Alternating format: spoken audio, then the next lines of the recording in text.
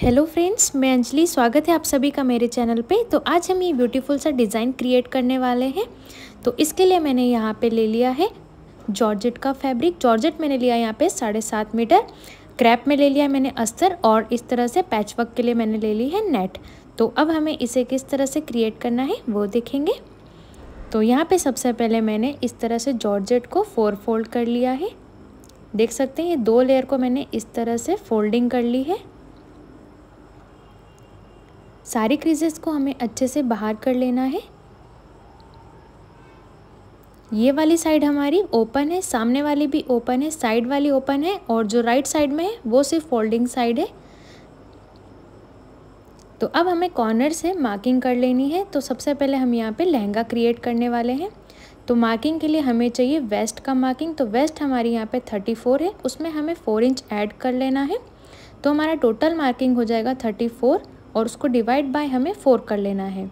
तो ये मार्किंग हो जाएगी 8.5 इंच। किसी भी साइज़ के अकॉर्डिंग आप इस मेथड से फॉर्मूला निकाल सकते हैं।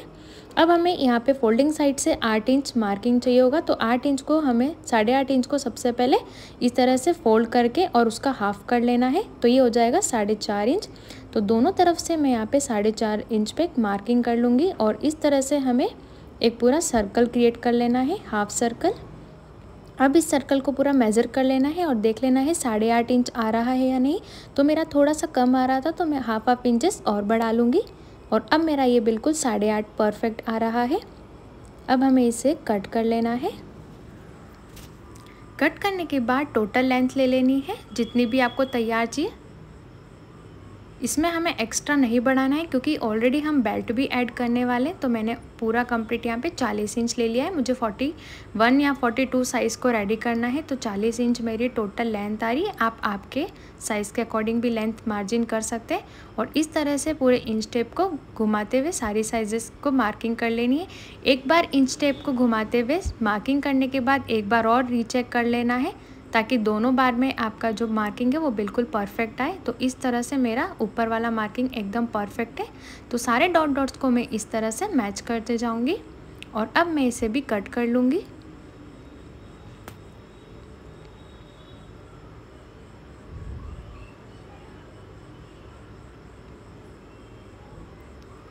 तो जॉर्जेट पे हमारी कटिंग हो चुकी है। अब हमें इसका अस्तर कट कर लेना है। तो अस्तर के लिए मैंने ले लिया यहाँ पे 4 मीटर क्रैप।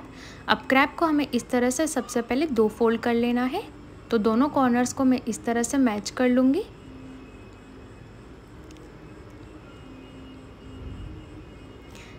और इस तरह से जो ओपन वाली साइड है इस तरह से बिछा लेना है अच्छे से, और उसका एक पार्ट कोई सा भी कॉर्नर को पकड़ के और इस तरह से अम्ब्रेला के शेप में अरेंज कर लेना है।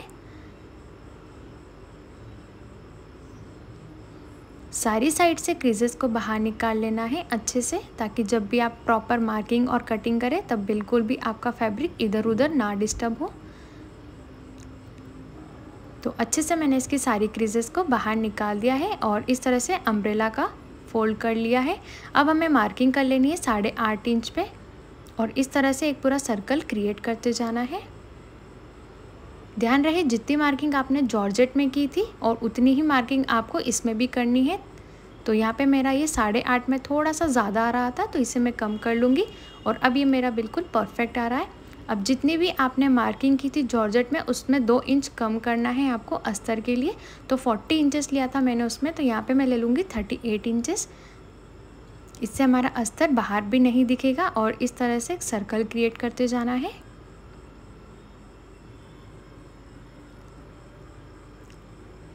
इसका पन्ना थोड़ा छोटा है, तो हो सकता है इसमें जॉइंट्स भी आए, तो जॉइंट्स भी हमें इसमें लगाना रहेगा। अब दोनों मार्किंग को मैं इस तरह से कट कर लूँगी।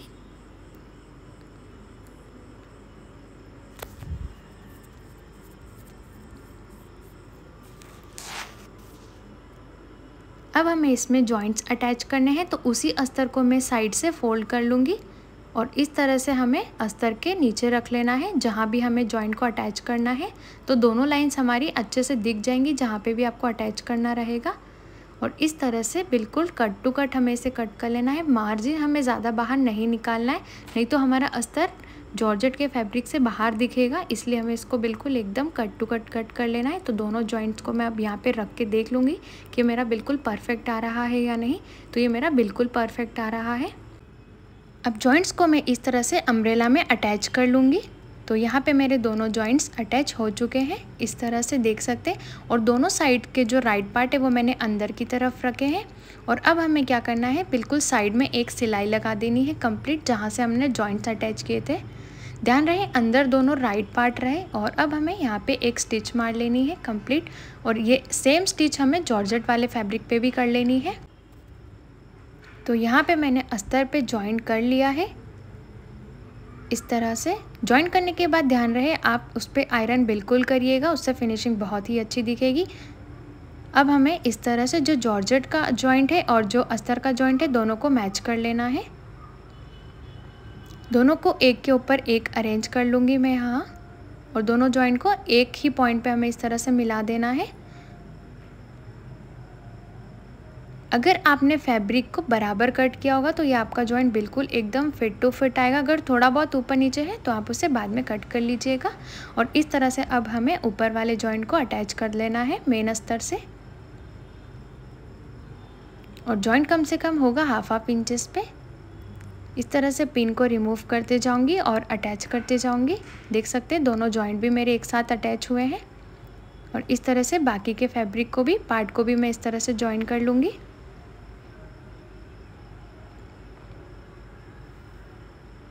देख सकते हैं बिल्कुल प्रॉपर हमारी यहाँ पे स्टिचिंग हुई है, एक जैसी सिलाई भी आई है। तो कम से कम आपको अटैच करते वक्त ध्यान रखना है हाफ इंचेस पे अटैच हो। तो ऊपर वाला पार्ट हमारा यहाँ पे जॉइन हो चुका है। अब हमें साइड वाले पार्ट को इस तरह से अंदर की तरफ दोनों को पकड़ के और फोल्ड करके स्टिच कर लेना है। और स्टिच कम से कम 3-3 इंच पे ही करनी है। इस तरह से फोल्ड करके और स्टिच कर लूँगी मैं। एक साइड यहाँ पे स्टिच करनी है 3 इंच पे और एक साइड हमें यहाँ पे स्टिच करनी है 3 इंच पे। दोनों साइड को अटैच कर अच्छे से जॉइन कर लेना है। उसके बाद मैंने यहाँ पे ले लिया है बेल्ट मैंने 5 इंच का लिया है और उसमें कैनवास पट्टी लगा दी है।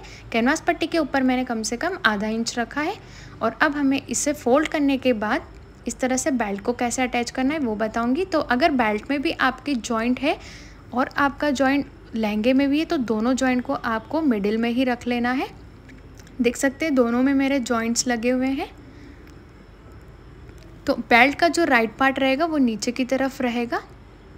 और इस तरह से मैं एक एक सिलाई मारूंगी। देख सकते हैं मेरे जॉइंट दोनों तरफ मैच हो जाएंगे यहाँ पे।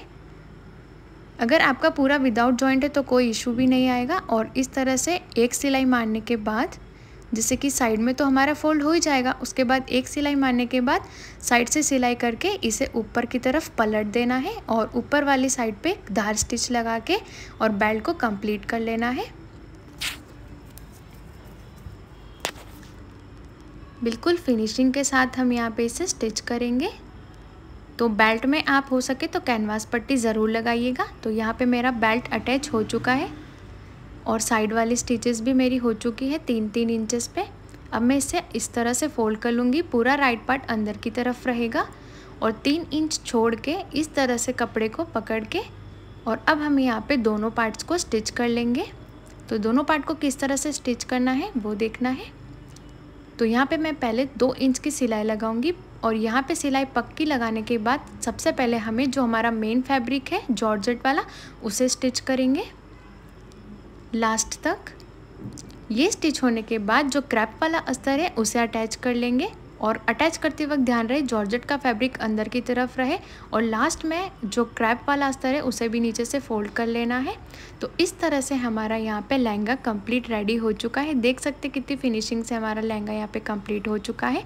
नीचे आप चाहे तो लेस से भी अटैच कर सकते हैं या फिर पिको भी कर सकते हैं। अब हम ऊपर वाला पार्ट रेडी करेंगे। तो ऊपर वाला पार्ट के लिए बहुत ही बेसिक सा बॉडीज ब्लॉक बना लेना है। और बॉडीज ब्लॉक किस तरह से बनाना है, जो जिस तरह से हम अंगरखा का पैटर्न बनाते हैं सेम उसी प्रोसेस से बनाना है। जो भी आपके मेज़रमेंट हो, जिस भी तरीके से आप बॉडीज ब्लॉक क्रिएट करते, बहुत ही सिंपल तरीके से मैंने बॉडीज़ ब्लॉक को क्रिएट किया था अंगरखा पैटर्न में। बॉडी पे भी आप लगा के देख सकते हो। उसके बाद मैंने उसे पूरा अच्छे से स्टिच कर लिया है और एक मैंने दुपट्टा लिया था उसी फैब्रिक का और उसे शोल्डर पे इस तरह से प्लीट्स देती गई थी मैं। सबसे पहले ऊपर हमें अच्छे से प्लीट्स दे लेनी है और उसके बाद नीचे भी प्लीट्स देते हुए और जो दूसरा वाला पार्ट है उसको ओवरलैप कर लेना है। प्लीट्स मैंने यहाँ पे अच्छे से सारी अरेंज कर ली है। अब इसे हम स्टिच करेंगे और स्टिच करने के बाद इसका लुक कुछ इस तरह से आएगा। तो ये एक साइड का हमारा रेडी हो चुका है। सेम बैक साइड में भी हमें इसी तरह से प्लीट्स बनाती जानी। प्लीट्स बनाते वक्त ध्यान रहे कि आप उसमें पिंस ज़रूर लगाइएगा ताकि जैसे प्लीट्स आप बनाना चाहोगे वैसे ही आपको फाइनल लुक में मिलेगी। उसके बाद मैंने पैच वर्क रेडी किया था। पैच वर्क मैंने नेट के फैब्रिक से जो फ्लावर्स थे जो उसके कॉन्ट्रास्ट में जा रहे थे उसके कट किए थे। कट करने के बाद हमें उसमें साइड में उसको ऐसे थोड़ा सा बर्न करना होता है ताकि जब भी आप उसको अटैच करो तो उसके रैशेस वगैरह ना निकले। तो इस तरह से मैंने अगरबत्ती को यूज़ करके ही, या आप चाहे तो लाइटर का भी यूज़ कर सकते हैं। बहुत सारे फ्लावर्स मैंने कट किए थे और फ्लावर्स कट करने के बाद फैब्रिक ग्लू से या फिर बाद में आप उसे सुई धागे से भी टक कर सकते हैं। और ये मैंने सिर्फ फ्रंट एरिया में ही टक किया है, बैक एरिया मैंने बिल्कुल प्लेन रखा है। तो ये यहाँ पे इसका फाइनल लुक है। तो आज का वीडियो आपको कैसा लगा मुझे कमेंट करके ज़रूर बताइएगा। आज का वीडियो थोड़ा डिफरेंट था, हमने इसमें प्लीट्स दी थी। ये बिल्कुल कैजुअल लुक भी है, गाउन का लुक भी है। तो आज का वीडियो कैसा लगा मुझे कमेंट करके ज़रूर बताइएगा। चैनल पे पहली बार आए तो सब्सक्राइब करना ना भूलें। बाय बाय, मिलते हैं नेक्स्ट वीडियो में।